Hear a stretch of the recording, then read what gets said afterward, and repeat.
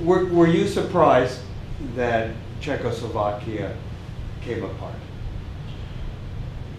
Yes and no. Knowing that Slovaks wanted, desired their independence of Czechs, it was on the agenda sometimes into the future, but it came actually as a surprise even to our then Prime Minister Klaus, when I was the president, when he met with the Prime Minister of Slovakia, because Czechoslovakia that was a federal state composed of Republic of Czech and Slovaks. And these two prime ministers met, and surprisingly, Prime Minister Slovakia, instead of dealing with agenda which was prepared, he said, we won't be independent. What do you say? And Prime Minister Klaus said, wow, I didn't expect that. What should I tell you now? Well, if you want to be independent, be my guest, because we know that you need a lot of help, you know. Because Slovakia economically contributed about 23% of GDP of the whole Czechoslovakia, but based on an agreement in 1945, under Russian pressure, Czechs had to share with Slovaks 50-50 all the revenues. So whatever was put, the revenues in Czechoslovakia, Slovaks got out of it 50% regardless how much they contributed. And we thought that they will never want that, because they by separating from Czechs, they lost that contribution of additional 23% over whatever they contributed, so double practically. But they are doing okay. Do you think this is a good time for Delta to be flying to Prague? Absolutely. It's excellent time, great choice by Delta, and congratulations to that brave move into this right after coming out of their difficulties, financial difficulties. You were on the inaugural flight to Prague. Would you describe that a little bit and how you felt about being on that flight? Well, it was very festive, I would say. It was just great, you know. Everybody had a great feeling about the trip, and there was a very nicely arranged departure festivity where there were several speakers from Delta and from the city, and some refreshments. It was right at the gate. It was not anything special except a couple of buffet tables. And the flight was just perfect, you know.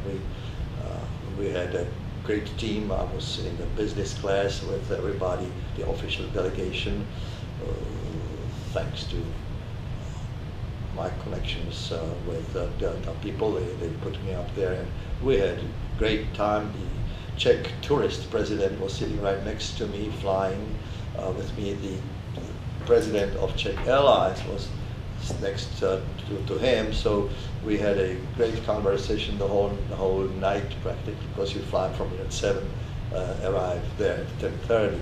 So it's a pleasant flight.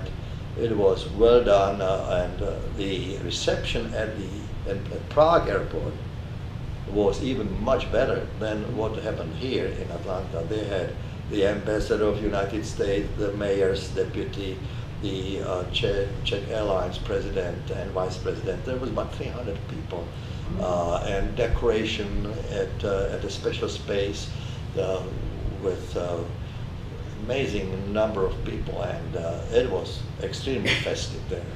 Was the flight full? Absolutely. Do you think that they will be able to fill those flights back and forth in years to come? I don't know about years to come, but I know that in the near future, right now it's sold out practically 5 times a week, or close to sold out. Do you think that Czech Republic's economic success has been dependent on the leadership of its president since it's broken away from the Soviet Union?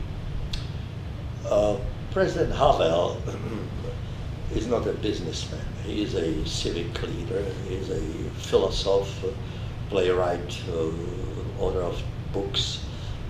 He's humanitarian mostly. He let business, to my judgment, run away from him, and that was, and still is, one reason why we had a lot of problems with property moving from state into private hands. You have to imagine that during 40 years of communism, Communist Party, through the government, confiscated absolutely everything, except for houses and some even houses, but businesses, industries, it was all owned by the state or by the Communist Party. During the revolution, it looks like President Havel made a pact with Communist Party and said, we don't want any bloodshed, step away from political power and divide the economy as you see to it, and we'll leave you alone. And that was a problem, that created a big problem. Who got the industries? Friends of Communist Party leaders, Communist Party executives. They still are in many industries as heads, directors or presidents or owners of those industries, because there was an opportunity to buy it for nothing or get it just for a kiss because you had a friend. So there was a lot of mismanagement in transition of industries from state hands into private sector hands. And Havel has something to do with that mixture of things.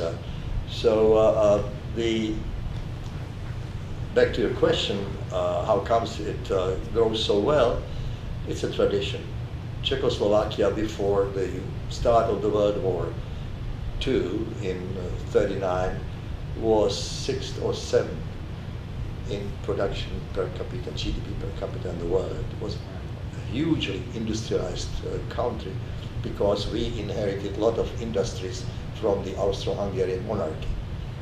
They placed a lot of industry into Moravia, Bohemia, because skilled labor was there. It was not in Austria at that time, and we were like sort of cheap labor for them. And so based on that fact, when we divided Austro-Hungary into whatever it happened after the First World War, we inherited a lot of good industries. And traditionally, the educational system, the apprenticeship system, which still is very strong in Czech and in Middle Europe in general, where kids from 14 to 18, instead of going strictly to high school, go to workshops for half a day and half day to humanitarian schools, and they, after 4 years, they are fully apprenticed in electro or metalworking or metal, whatever. They are qualified, they are skilled labor at 18.